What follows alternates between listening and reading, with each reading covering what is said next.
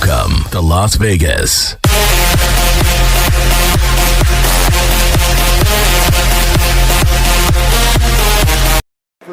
At the line of scrimmage.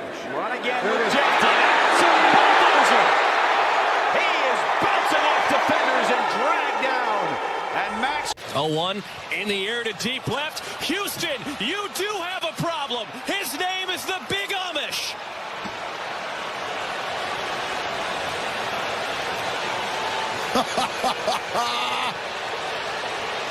This kid is incredible. Dumps it in. Stewart juggles, catches. 6 seconds left. Stewart with 5. Draws the double. Laney to the corner. Vandersloot. No! And that is it! An unforgettable finish to Game 4. A resilient conclusion to a remarkable season for the Las Vegas Aces. And for the first time in 21 years, the WNBA has a back-to-back champion. The Aces on top yet again.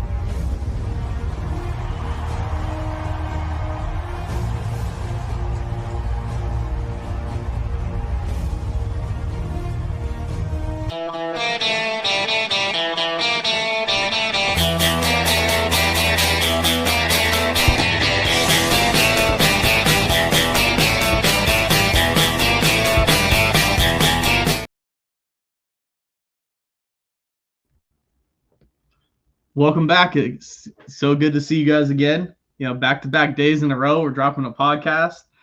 My name is Mike. And I'm Aaron, coming to you live again from Boulder Station Sportsbook. Quick note, Saturday, for any viewers that are here in Vegas, Boulder Station is going to have the Crawford fight on in the Sportsbook, on the big screen, free of charge. So come on down and watch a great fight, or well, it should be a great fight. All right, Mike, let's go ahead and dig into tonight's games. Is that which fight? The Terrence Crawford fight? All right, yeah, sorry, not this Saturday, next Saturday. I was like, wait a minute. My bad. I was like, how are they having a fight? How are they having a fight when UNLV's playing tomorrow? Good point. Just next Saturday, guys, next Saturday, free of charge. Come on down to the Sportsbook. It's going to be on the big screen with sound. So we're running it a little tight. So we're going to do our Friday night picks right now. So that way you guys have them. Then we'll go into a deeper dive of what we think about college football, potential UNLV, obviously NFL opening weekend. And then, let's just start there. So my picks for tonight, I'm taking Chiefs money line and the Louisville James Madison game under 55.5. Okay, and I'm taking the Chiefs on the point spread. And I'm taking the over in the game. Granted, I think the Chiefs are going to win, but I think it could possibly be a shootout. See how Justin Herbert does. So those are my picks. You know, fun fact, last night was only the 5th time in betting history that a game scored 41 points or more in the first half and didn't hit the over. Huh. That's crazy. They only scored 3 points in the second half. Yep. Oh, boy. Well, let's hope tonight is better for my pick. No, I'm just saying. It's like some weird thing. I saw that this morning. I was like, no shit. That's pretty fucking weird. So, Aaron, before we get a deep dive into the college football slate, let's talk about, we got to talk about the Aces won again last night. 13 in a row, baby. 13 in a row. They're back up to the number 3 seed. Number 2 seed now. Yeah. They are, I think there's 5 or 6 games left in the regular season, right? Yeah, and last night they beat the number 1 seed in the Lynx. So that shows some good promise for the playoffs. So let's see. There's a bunch of games coming up with playoff. They're not going to catch the Lynx. The Lynx are 5 games ahead. But they put themselves in a really good spot. I mean, they can make another championship run. They finally figured it out and got it going. Yeah, considering when we first started these shows, they were sub 500. They went from last to now second. So that's pretty good promise. Yeah, there's a 3-team race for the 2 seed right now. The Aces are 27-14, Atlanta Dream 27-14, and Phoenix 27-14. Obviously, the Aces have won 13 in a row, and they've all three of those teams have been red hot over the last couple of weeks. So it's going to be interesting. It may come down. This win streak obviously is going to snap at some point. Sorry, like it happens. No one's going to win out forever. Right. That could move them from a 2 seed to the 4 seed. Yeah, I mean, it could come down to the last game, though. I mean, and I got hope in our Aces that they can come through, take that number 2 seed, and continue on the streak as long as possible. I mean, we may be looking at another playoff championship at Mandalay Bay, and that would be awesome. Oh yeah, we have to go to the parade again. That was kind of fun. Yeah, it was short, but it was fun. Yeah. What was it, 5 blocks? Not even. It went from like, I think it was the Bellagio fountains down. Like it wasn't that far. It's maybe like 2. But seeing Kelsey Plum, love my life, Kelsey Plum. That was worth it. Yeah. Let's talk about the UNLV game a little bit. UNLV is a big game tomorrow against UCLA. They get a chance to show the country what they're made of. I mean, they're down. They've been down the last couple of years, but they're UNLV's for some reason. I mean, they didn't look good week 1. They looked a lot better game 2. They're a 2.5-point underdog at home, which I think is very interesting. I thought the line would have moved. It opened at 2. It moved right off the bat to 2.5, and it has been there since. Yeah. Well, and honestly, I've made a side bet with one of the regulars here. $100 we got bet that UNLV beats UCLA.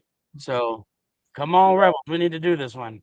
But I'm with you. Like the fact that it started out as UNLV being an underdog, the way that they played against Sam Houston. Obviously, Sam Houston's not UCLA, but still, like they played great last game. So their defense has really stepped up. So it's going to be interesting to see. I do think that UNLV will come on top. I mean, the total opened at 56.5, and it's down to 54.5. So you have people are hammering the under. Yeah. And, what do you think? Do you think the under might hit, or do you think UNLV is going to score a lot? Or my lean has been the under. I wrote my game day prediction. I'm dropping that tomorrow from my Scarlet Standard platform in my game day preview. What I wrote in there, and I said I think UNLV wins 27-24. I think that's 51. That goes under. I just don't see this prolific shootout that everybody thinks is going to happen. They obviously made strides against from Idaho State to Sam Houston. Granted, yes, I know UCLA got their ass kicked by Utah. They lost 43-10, and I told you that could happen. Didn't I? I told Nico. Utah's not going to have 2 bad seasons in a row. No, and Nico's not going to play. Nico played like shit, so it's going to be interesting. You want to know something petty UNLV did? So Dan Mullen, so a UNLV corner, I don't know if you saw it, said that he doesn't think Nico is anything special on tape. And that quote was blown up and blown out of proportion. But you know what Dan Mullen did? Dan Mullen made that kid captain this week. He made that kid captain, and he made a kid who transferred to UCLA from UNLV and then transferred back for his final season, made that kid captain also. Because about pettiness. UCLA's coach said, because they asked UCLA's coach about Deshaun Foster, they asked him about what he thought about the quote. He's like, "Oh, that's just how they run their program over there." Okay, you want to play that game? Mullen puts those 2 guys as your captains. See how that works. Let's go. See what happens. I thought that was awesome. So there's some intriguing little beef storylines into this game. I think UNLV is going to get better. They're going to get better every week. I mean, you had a lot of guys week 1 that were playing their first real college snaps, and it showed. They didn't show anything. So I think honestly, I think it was like what we said against Idaho State was just a mentality. They thought that they were going to go in there and blow them out, and they got proven wrong. Like, you can't go into a game thinking like that. You got to go in there thinking that it's going to be a dogfight because, I mean, it's college football. It's not high school. No, and then they look great. I think, they look great again. They look great against Sam Houston because before they moved that Idaho State game, they spent 2 months preparing for Sam Houston. So they knew exactly what they were going to do. They had their script. They looked great. That was the game everybody was waiting for. But I feel like since Dan Mullen took the job, he had 2 games, for publicity purpose circled. And it's UCLA and it was Boise State. And you can't tell me he's not been preparing for this game since the moment he got hired. Oh, yeah. Like, as soon as he got his team in the locker room, he's been planning for those 2 games. Right. So it's like they're going to be amped. They're going to be ready to go. I saw a thing the other day that there's been over 4,500 student tickets claimed. So they're trying to get a push to get between 40 and 50,000 in there. Oh, speaking of that, I forgot to ask you, do you want to go?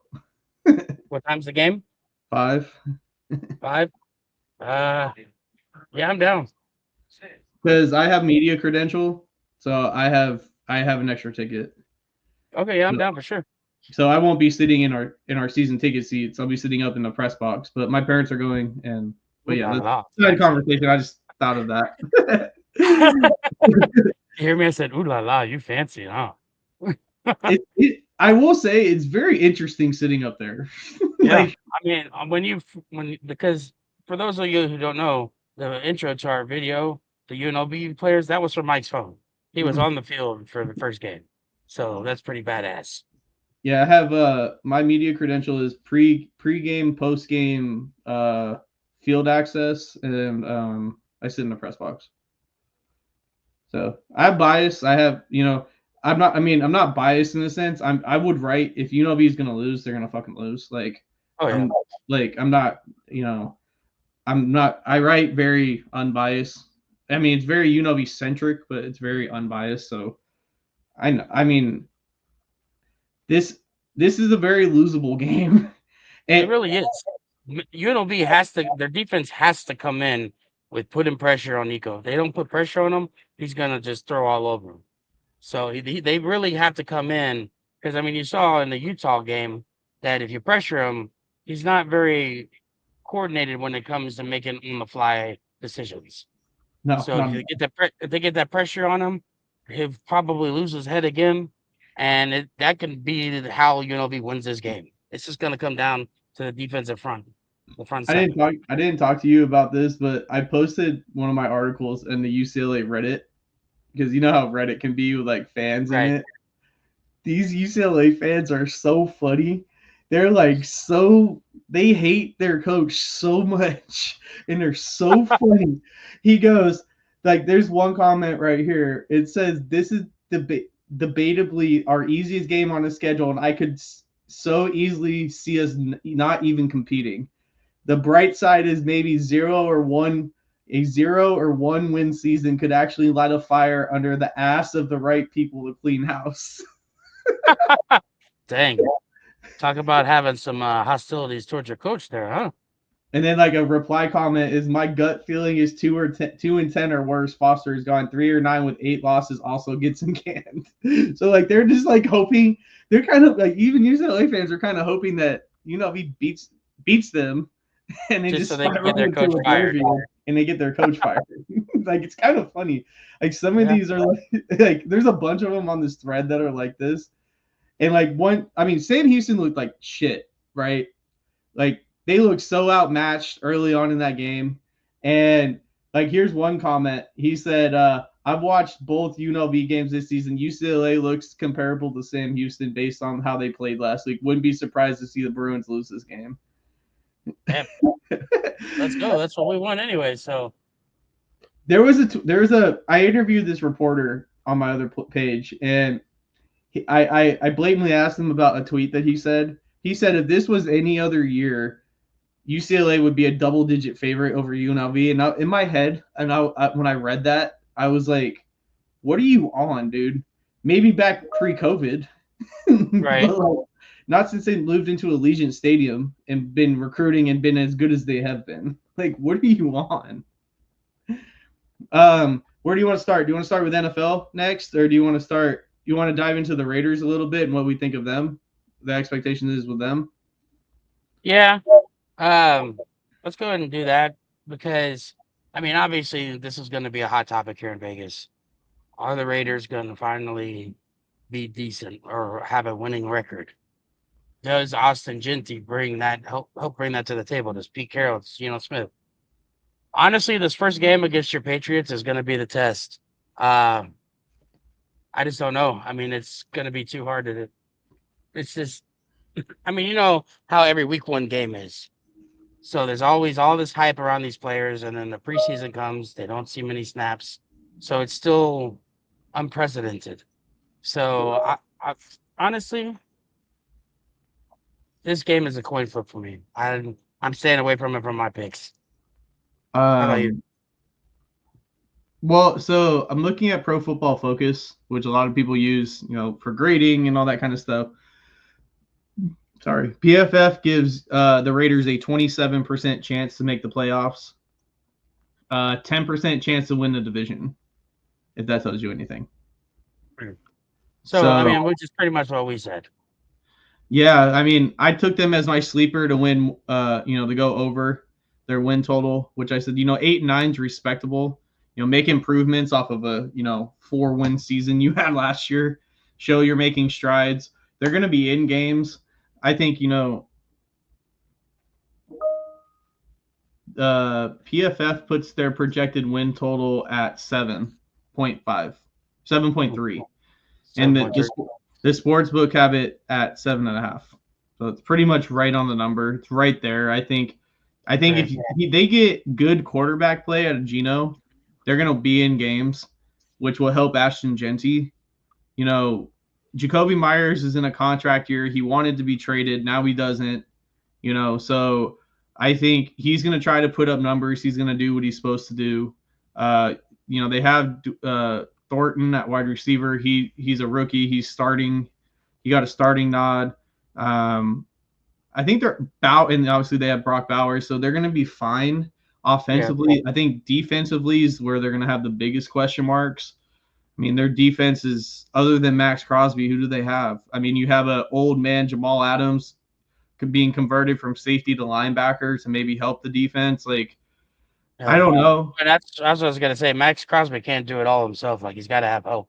I mean, he could put pressure on Drake May all day, but if Drake May's got, check down guys that he can throw to, then it's not going to really help much. Well, so looking at that game, let me pull it up real quick. The Patriots' arguably the best defensive player they have is out. Christian Gonzalez, he's not playing he was ruled out with a hamstring injury. So you're already down a corner. So it's like, does that open up more for they have a linebacker out as well. Tavai is out. He was put on IR. So they have two defensive starters out. That's going to help a little bit for Jacoby Myers. But this is one of my picks. I took the Patriots. I think the Patriots are going to win at home. And only reason I take that is I think Vrabel's going to try to make a statement. And I think that I'm always the type of guy that thinks it's very hard for a West Coast team to go to an East Coast team and play. It doesn't matter who you are. It's always hard for a West Coast team to go to the East Coast and play, especially that early morning game. Yeah, because I mean, you got the time change, so your sleep clock is going to be off. It definitely can make it hard. So my pick for that game, I took the Patriots. I'm going to stay away from that game. That's not in my picks for this weekend. Well, it's also a homer pick because I'm a Patriots fan. So right. We all have our bias. So looking at this, according to Sports Insights by the Action Network, is there this article is there a disadvantage for NFL West Coast teams traveling east? The West Coast team, I guess, traveling east since 2005. Let's see. 4 teams located in Pacific. Blah, blah, blah. A Pacific time zone team going to Mountain Time, which is like Denver, that time zone is 22-10 against the spread. Going to Central Time, they're 37-44 against the spread, and going to the East Coast, they're 44-57 against the spread since 2005. So my theory is kind of right in a sense, and it shows too. The only winning scenario they have is going to Mountain Time, not Central or East Coast. If they win that game, if the team coming back to the West Coast is 16-38 against the spread. Wow. So I guess we're fading the Raiders week 2. Yeah. But I thought that was interesting. If you look at it from that way, if the Mountain Time Zone is the most profitable one, so taking any West Coast team playing in the Mountain Time Zone since 2005 is, or any Pacific Time Zone team, you're gonna profit. It's a 68% win percentage. Yeah. So let's go down the slate. We don't have to pick every game, obviously, but we talked about the Chiefs and Chargers. We got at 10 a.m. You got the Bucks and Falcons. That should be a pretty good game. Michael Penix Jr. versus Baker Mayfield. Yeah, it's definitely gonna be a test for both quarterbacks to see if Baker really has found his niche, and if Michael Penix Jr. can stay out of the sophomore slump that a lot of quarterbacks sometimes have. The Bucks are a slight favorite on the road. The Bucks are -1.5, over under 47 right now. The line hasn't moved on the Bucks side, but it's the total opened at 48.5, so it's dropped about 1.5 points.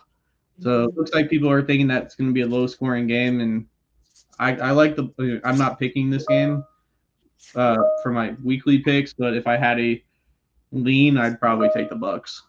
Yeah, me too. But I'm not. Yeah, I'm with you. I'm staying away from this game.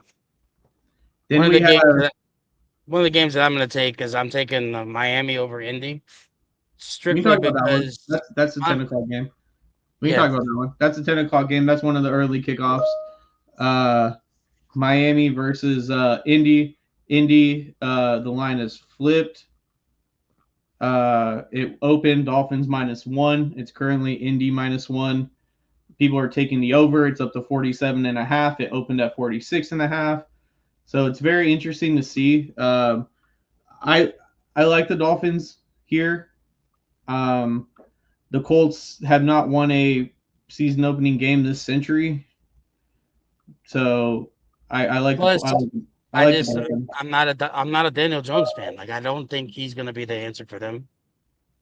So I don't know. I think Tua hopefully has like 15 pads of protection around his head, because he takes one more hit to the head, I think he's going to be in the cuckoo asylum. But besides that fact, with as big as Waddle has gotten, I'm interested to see how that affects his mobility, his speed.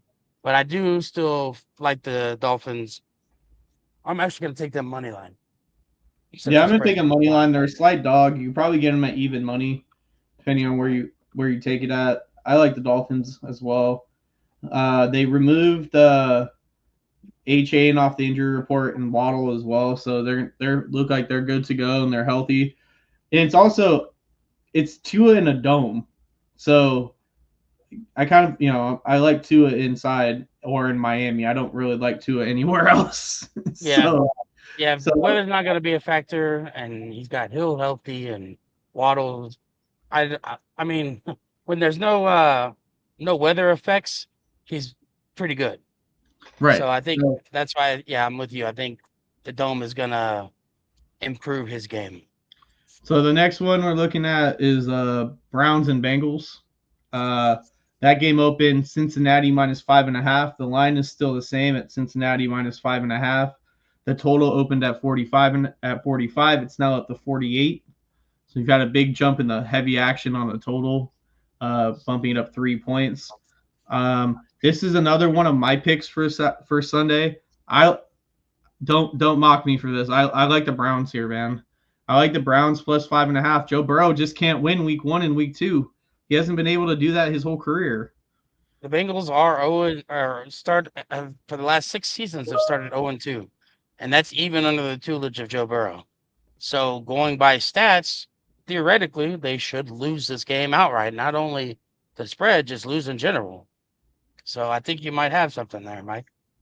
Yeah, I'm taking the Browns plus the points just in case Joe Burrow squeaks one out. 5.5 is reasonable in my opinion. You know, there is some value with the Browns plus 190 on the money line. 198 is what it's at right now. I like, you know, I think there's value there. That's definitely a game to watch, though. Maybe one of the 2 or 3 games the Browns win all season, just like the Patriots last year. That's true. Okay, so the next game I'm going to talk about is the Carolina-Jacksonville game.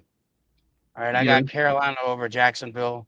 As you said, Bryce Young was looking pretty strong at the end of last season. See if he carries over. And again, I think Travis Hunter's going to burn out trying to play both ways. I think by the second half, he's going to be pretty much done and spent. And I think they're going to throw his way a lot, and I think he's going to give up a lot of points. I think so, too. I think that the line moved from Jacksonville 2.5 to 3.5. I just don't see it, in my opinion. I'm not very high on the Jags this year. I think Bryce Young's going to take another step in year 3. So I think I'm with you. It's not one of my picks, but I agree with you on that one. I like the Panthers here. We did the Raiders, Patriots, Saints, and Cardinals. Cardinals are basically a touchdown favorite on the road in New Orleans. The total is relatively low for an NFL game. It's 42.5. I don't necessarily have a play here. This is in my opinion. I'm stayed away from that game just because of the uncertainty of the New Orleans quarterback situation. I probably will stay away from most of their games all season long until they show me something. Only thing I would take maybe in this spot is Kamara, the scorer, because who else do they have on offense? Yeah, that'd probably be. Yeah, I mean Spencer Rattler is going to be a check down king, and Kamara's going to get a lot of touches. So if I had any play here, it'd probably be Kamara to score a touchdown. But I'm not confident in that, obviously. But if I were to pick something here, it's probably Kamara to score. Here's the very intriguing game that we haven't touched on yet: the Steelers and Jets. So Aaron Rodgers returning to New York with the Steelers to play against the Jets. He is a 3-point favorite. His Steelers are a 3-point favorite on the road. Sportsbooks don't think there's going to be a lot of scoring in this game as the total is only 38.5 right now. Good Lord. So, yeah, they think it's going to be a mess. No, light rain is expected for this game. Total is only 38.5. It's very low. I mean, for a Justin Fields game, Justin Fields, Aaron Rodgers game, I would expect it to be higher, but it's just not. I mean, obviously, both players playing against their old teams. Rodgers returning to New York for the first time since going to Pittsburgh. It's going to be very interesting. Plus, some of the cast members have changed, where you got DK Metcalf in Pittsburgh now. No more George Pickens. No more Najee Harris. So, I mean, it's going to be interesting to see what happens. I do think I'm surprised that the total is so low. Even with rain, Fields is going to run the ball. So that could be some potential scoring right there. But it's the lowest it's total. Going to be a fun game to watch, I think. I think it's going to be a lot more interesting than what everybody's making or what they're making it out to be. I think it might be a little bit higher scoring. It's the lowest total for any game on the Steelers or Jets schedule all season. It's the only game on either team's schedule that's under 41. So for this one, if I was gonna pick it, it's not one of my picks, but if I was gonna pick it, I'd say take the over. Yeah, I would say probably take the over also. I mean, even like a 21-17 puts you at a push. So, 24-21 puts you at over, and that's still an interesting game. So Yep. I'd like if I had to play here, I'd probably take the over as well. Let's look So at my next pick is going to be Denver over Tennessee at Mile High in Denver. I don't know, man. I'm thinking that with everything that Bo Nix showed flashed last year, I think he's going to improve. I mean, I know you got Cam Morton as the number one pick for Tennessee, but I just don't think that they're there. I don't think Tennessee's ready yet. You I don't can't think they're draft one player and flip your whole season around. Takes a lot more intricate moves, and I don't think they've made them yet. No, I don't think so either. I mean, the line is very high. It's 8.5. But I think, it's right. I mean, betting splits right now, 53% of the bets are on Denver. 87% of the money is on Denver. So everybody is taking Denver. Yeah. to cover. And I mean, with this game, you kind of got to go with it, especially because they're playing in Denver. And so you know that field goals are going to come into play because the air is thinner. So Yeah. obviously, the Denver kicker is more used to kicking there than anybody else. So even if he gets just 3 field goals extra, that's your 9 points to cover the spread. So I'm taking Denver in that one. The total is kind of low in that game, too. It's only 42.5. Yeah, that's close. Especially for the spread being 8.5. That the best game of the afternoon slate, in my opinion. So I'm not knocking your Texans, but I think this is the best game of the slate. Is the Lions and Packers? Oh yeah, yeah. Because you got the acquisition of Micah Parsons for Green Bay. Is he Gonna have to playing? see how's, huh?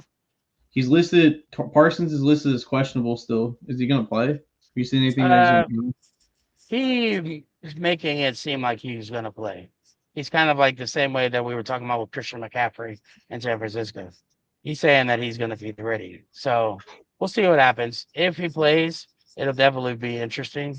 Obviously, you're gonna have the Jordan Love factor for Green Bay, and with Detroit, you got Jared Goff, who obviously led his team to the NFC Championship game last year. I mean, before that, sorry. Yeah, Almost. they They got got by beat Washington, yeah. But yeah, they got I mean, upset. so but it's gonna be a fun game. I'm definitely looking forward to watching it. Obviously, I'm gonna be watching my Texans too, because that's my team. But I do think that the Detroit Green Bay game should be interesting. Yeah, I don't have any play in that game. I'm staying away from that game. I think it's gonna be fun to watch. Yeah, it's definitely gonna be fun to watch, and I'm like you, I'm staying away from that game. Then we can talk about your Houston Texans and Rams. Do you have any? What are you feeling in that game? Well, I'm gonna be like you with the Patriots. I'm gonna be a little biased here. I mean, obviously, got my boy Stroud, which everybody said that he had a down year last year, but he still made it to the playoffs. We still beat the Chargers and advanced again. So I think with drafting Irsay, protecting him more, which he slotted to start left tackle. So that's going to help because, I mean, Larry Tunsil was a great left tackle, but he was penalty prone, a lot of false starts, a lot of holdings. His age is starting to show. So it's going to be interesting to see what he does in Washington. But I like the fact that we got now a good young left tackle that should be able to protect Stroud. My concern is the explosiveness of Nick Chubb because obviously he's been dealing with injuries the last few seasons. One injury that pretty much took him out of all last year. And so is he going to be the same? Now, he did show some spurts of his old self in the preseason game that he played in. 5 carries for 25 yards, so averaging 5 yards a carry. Not terrible. But Joe Mixon was obviously a 1,000-yard carrier last year. So that's going to hurt us a little. Christian Kirk is out too. He's out too? Mm-hmm. Okay, but you got the kids. Well, you got Nico, who's obviously one of the top receivers in the NFL. And then you got these new kids from Iowa State, which both have shown flashes of greatness in the preseason games, especially Higgins. Jesus Christ, that one catch he had in the last preseason game was unbelievable. Like it was 4 feet from the ground and he caught that son of a gun. So it's going to be interesting to see. Again, I'm going to be biased here. I'm going to take my Texans over the Rams because I want the Texans to do well. But I still think it should be an interesting game to watch, especially if Stafford doesn't. Stafford is expected to play, but I like the Texans here as well. I would probably take them with the points plus 3.5, 3.5, depending on where you bet it at. Stafford's not even listed on their injury report, so he's playing. Okay. So, And but then I do think, you know, with him not playing much preseason wise, him not being active a lot during the preseason, you know, workout wise, even being with the team, that back injury has to be a concern. And I don't think they're going to unleash him right away. And you got to think CJ has a bounce back year. So, in my opinion, I think that the Texans are the better team. The Rams are just getting 3 for being at home. I like the Texans.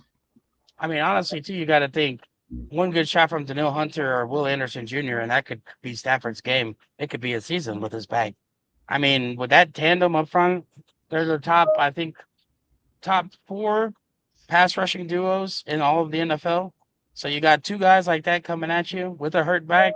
He's going to be tiptoeing. He's going to probably be throwing the ball away to just stop from getting hit most of the time. So I think it's going to decrease his completion percentage. I think it's going to make the team go on a lot more 3 and outs. And I think it's going to hurt him overall. I think so too.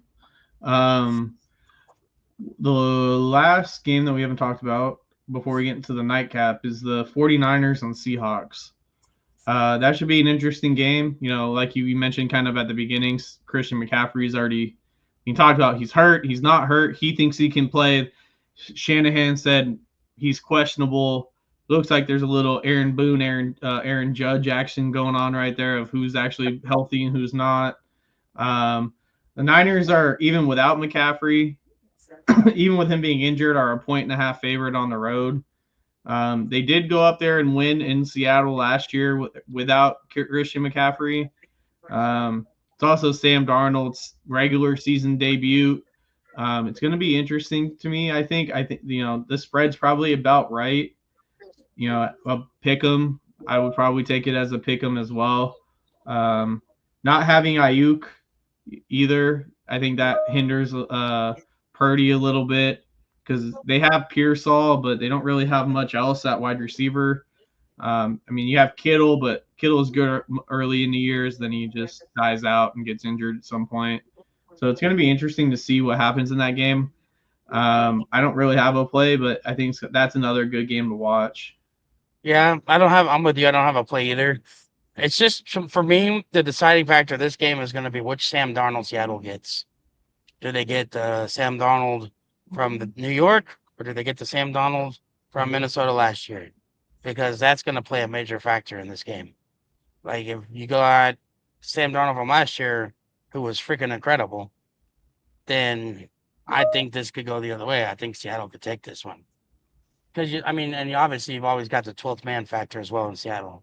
So they're going to freaking be loud as shit. Does that affect the San Francisco 49ers? Say McCaffrey doesn't play or is limited, plus with their other injuries, does that hinder them?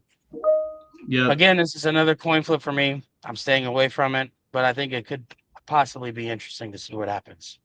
In my opinion, the nightcap is the best game of the weekend. Baltimore and Buffalo. You have reigning MVP Josh Allen versus former MVP Lamar Jackson. You know, the Ravens were my Super Bowl pick. If you guys watched our show yesterday, Josh Allen was your MVP pick. So we kind of have a little, it's going to be, we both have a little action on that side. Buffalo is Baltimore is actually a 1-point favorite in this game, which is surprising to me, with, you know, Buffalo being as good as they are at home. And obviously Josh Allen at home is hard to beat. This is my favorite play of the whole weekend. I like Buffalo. I think they win this game outright. If you can get them at plus money as a dog, I would say run to the sportsbook right now and take them. I agree 100%. I mean, yeah, Lamar's going to be Lamar, but Josh is also going to be Josh. And it's hard to beat Josh in Buffalo. Like, let's be real here. There's not many people that have done it. Mahomes is probably one of the very few who have beaten the Bills at home when Josh Allen was on his game. So if Josh Allen's on point, I'm with you. I'd take the Bills outright 100%. And then do you want to talk about Monday's 2 games? Yeah, not really. No, actually, there's only one. There's only one. the Vikings Bears. Yeah, because of the game today, I think. I'd take Minnesota. That's Yeah. all I'm saying on that one. Let's just let's fly with JJ. See what happens in his first professional game. Yeah. Well, I mean, he can't be as bad as Caleb. So We'll see. So let's talk about the bigger games on Saturday's slate. You have number 11 Illinois versus Duke. Only reason I'm talking about this game is because I think this is a upset spot. If you guys like betting underdogs, Duke is a very good team. They're very underrated. They're a 3-point underdog at home. Manny Diaz as at Duke as their head coach, when the spread, if he's a dog and it's between 1.5 and 7, he's 9-0 against the spread. He's won all 9 of those games straight up, including 4 times last season. They got an improvement at quarterback with Darian Mensah, who they basically stole from Tulane on a 2-year, $10 million NIL deal, getting paid $5 million a year, so the kid can play. They forced out Malik Murphy, who obviously he looked like shit when he played for Oregon State last week, so you can see why. But I think if you're picking an early morning upset spot and you want a slight dog, this is the spot to take it. I love Duke money line here. I think Duke at home for sure. Like, it's one of my favorite plays of the day.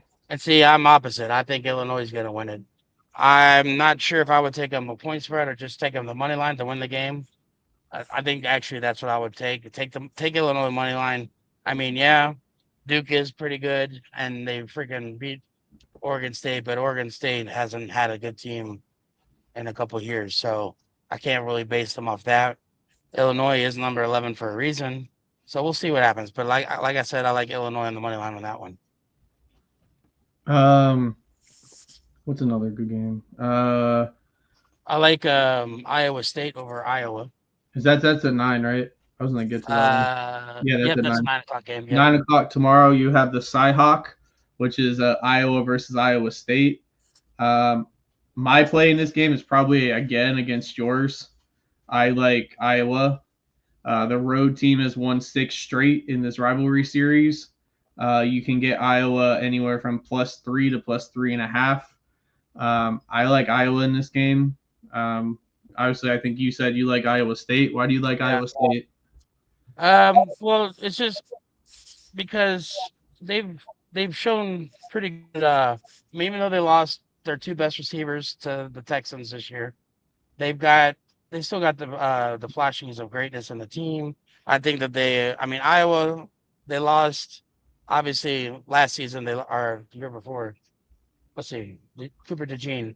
Like, he was obviously their best defensive player, and they beat Iowa State beat them.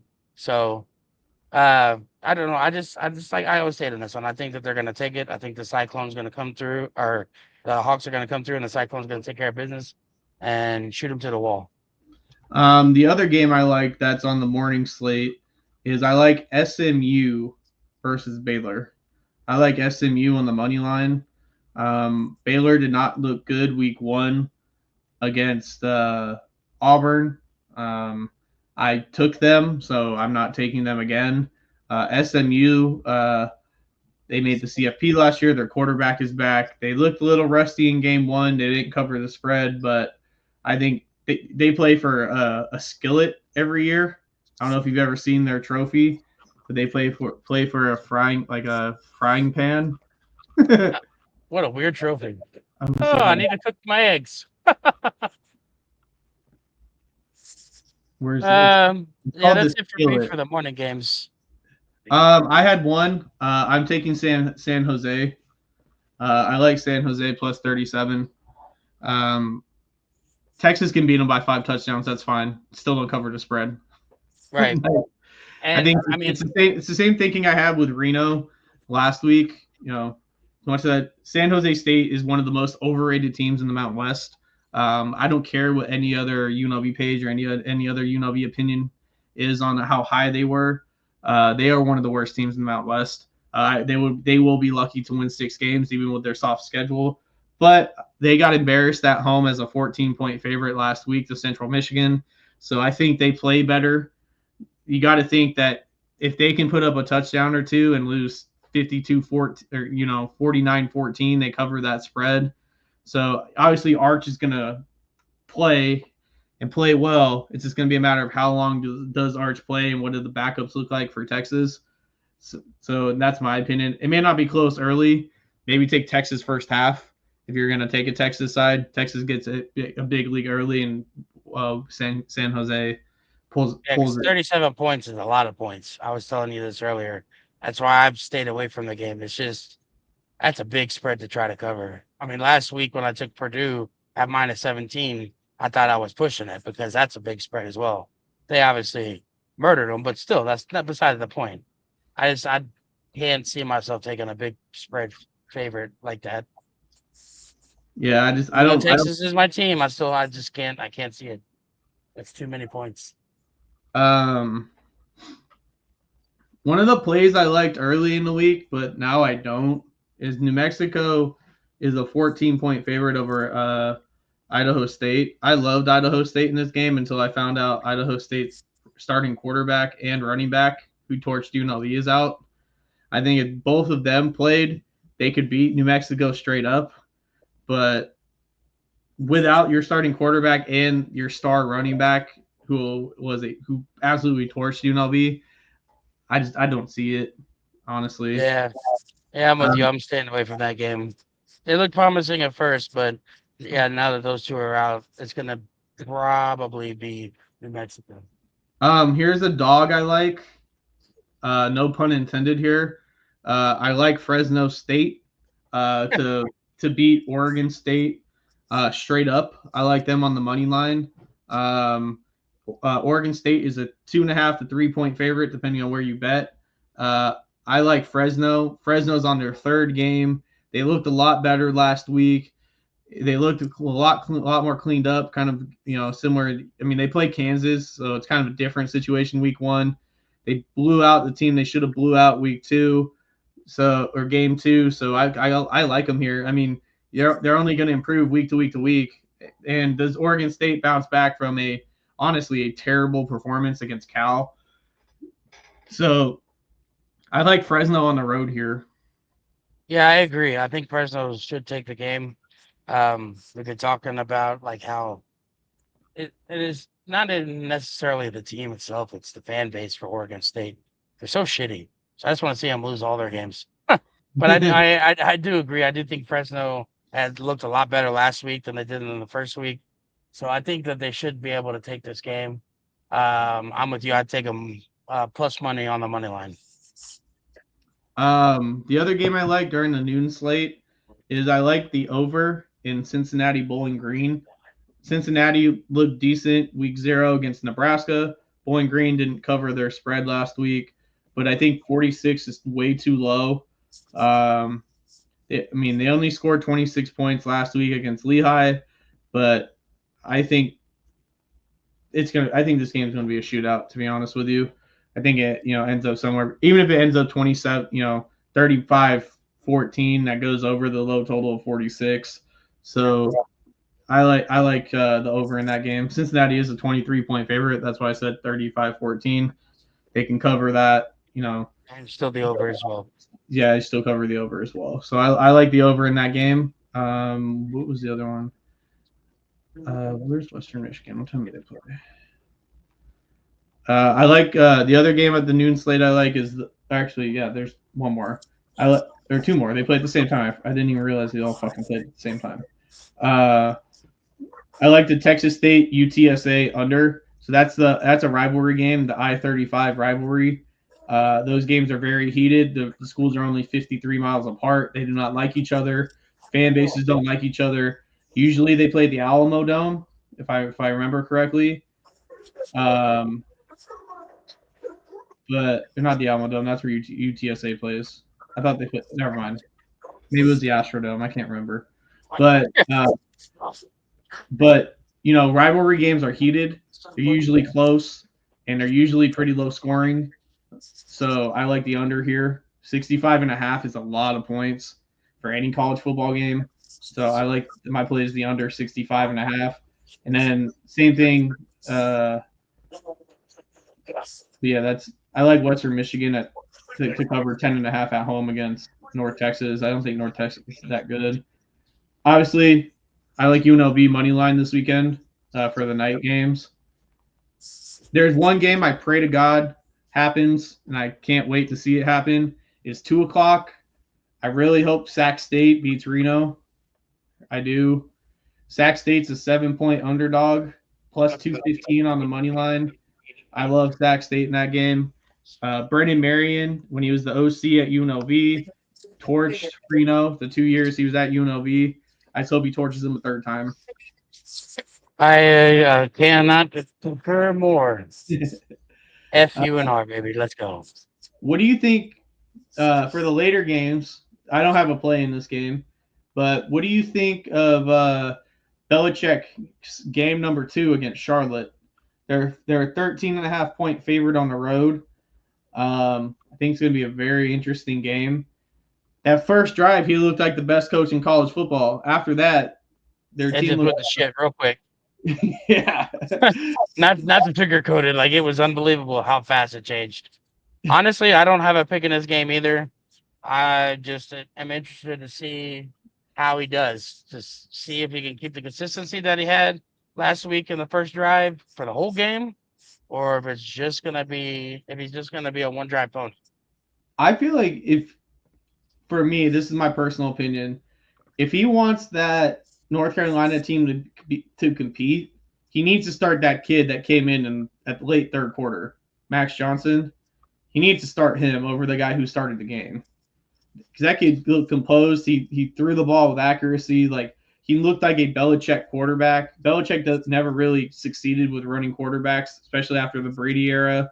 So, pocket quarterbacks is what fits his system whenever he tries to run. So, I think you're going to see probably both of them play, but we'll see. Belichick didn't even release a depth chart, so who fucking knows?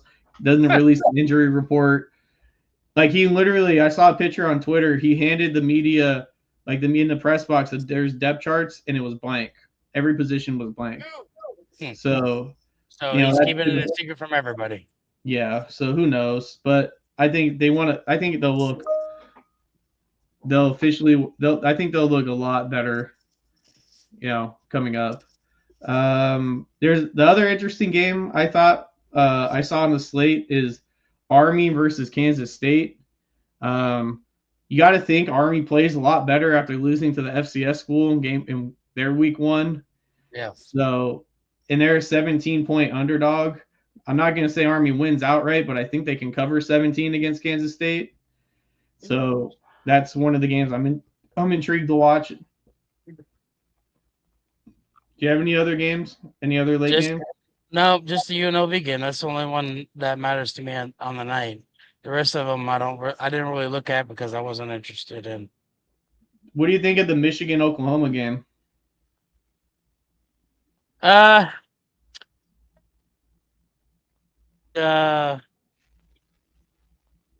Honestly, what's the total in that game? 43.5.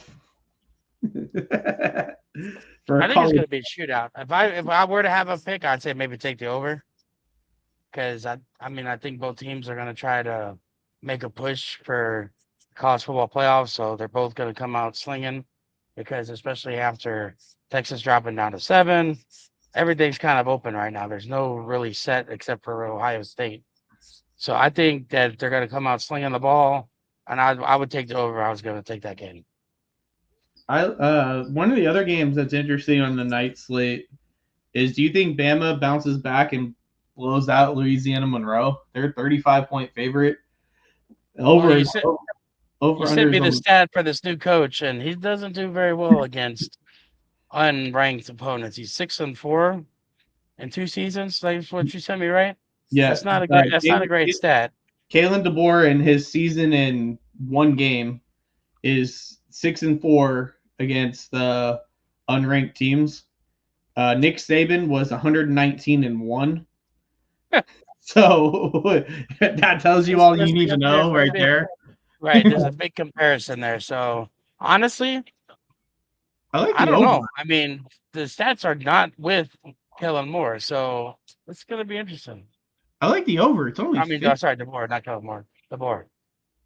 it's only 50 and a half. I kind of like the over. Yeah, that could be interesting. Like I said, I've stayed away from most of these night games because a lot of them seem like trap games to me. But just by the stat that you sent me, though, I do think that maybe UNO Monroe might be able to cover the spread. Yeah, it's Nick Saban's only loss was to Louisiana Monroe, ironically, against unranked teams. Interesting. That was in his year 1. You want to All talk right, in? that's all I got, Mike. What else you got? You got anything else, or?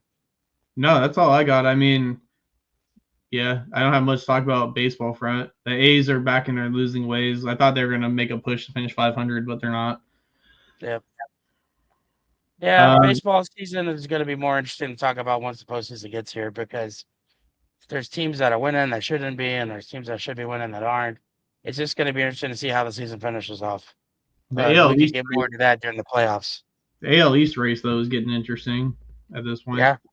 Yeah, your Red Sox and the Yankees right there neck and neck, keep freaking flip flopping. Well, they're both of the Red Sox and the Yankees. Red Sox are 3.5 back of Toronto, and the Yankees are 3 back. So the division isn't out of reach. No, it's really not. Like that's again could come down to the wire. Like this baseball season has been crazy. Like in years past, like with my Astros have been so far out in front, it's not even reachable. Whereas Seattle is what 4 games behind now, 3.5. So I mean, even the AL West. What's the comment I made to you the other day? If we weren't on camera, I would show you what I really thought. Read between the lines. You want to know something funny? So if you look at the AL League standings right now, Toronto is 1, AL East. Detroit is a half game back of them. Then you have Yankees, AL East, Red Sox, AL East. Yeah, well, shit happens when you party naked, man. Y'all are in the wrong division. Don't come at me because y'all are in Boston and not California. We'd be all 3 of those teams would be winning the Astros division by game. Well, shit happens. You're not, so you're not. No, what does the playoff bracket look like right now? Is it Let's see. MLB playoff picture? I want to see because now So right now it's Red Sox, Yankees in the wild card series with the Yankees hosting home field, and then Houston playing Seattle. Winner gets Detroit in that series, and then Yankees, Red Sox, winner gets Toronto. Can you imagine a 3-game series either at Fenway or at New York in Yankee Stadium between the Red Sox and Yankees to decide who's going to go to the ALDS? That would be crazy. Like, I mean, it's going to be crazy. Like if that's how the season finishes up, and that's the 2 teams that are in the wild card race, that's going to be interesting to see. Very interesting. The NL is Dodgers Mets in the wild card, and then you have winner of that series plays Philly, and then it's Padres Cubs with the Cubs having home field. Winner gets Milwaukee. If it started today. Like I said, once the season starts or the season ends and we're getting ready to playoff time, that's when we'll really start talking diving deep into this baseball. Right now, we're just kind of waiting to see where everybody lands because with so many division races being as close as they are, anything can happen. It is baseball after all. Did you see the Mets sent their ace down to AAA? Cody Senga. Really? They sent him down. He agreed, and they sent him down to AAA today. I was like, why? I mean, he hasn't been pitching piss poorly. I mean, he's not been great. Doing okay. Yeah. The Yankees and Blue Jays are playing right now. That's a big series for the AL East. Red Sox play tonight against the Diamondbacks. Astros play against the Rangers today in Arlington. Yeah. Where's some other good playoff race games? Mets and Reds, that's a good playoff race right there because the Reds were in it for a while. Now they're fading. Seattle's playing Atlanta. Some good series this weekend. Yeah. So all of our viewers, check out baseball because, like I said, season's coming down to the wire. So there could be some good series here left. There's total of how many games left in the season? 78 plus 63. What's that? That 141? Okay, so there's what? There's 21 games to go. 21 games left in the season.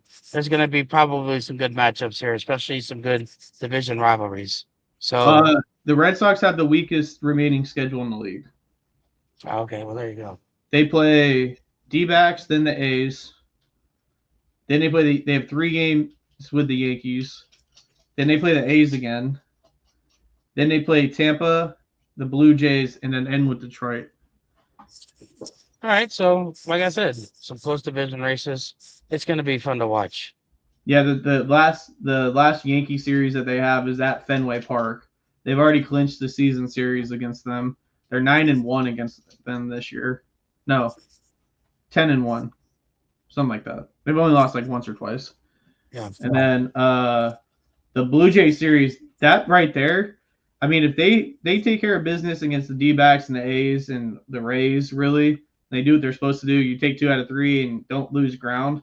That Blue Jays series, which is the 3-gamer, that's the second to last series to end the season.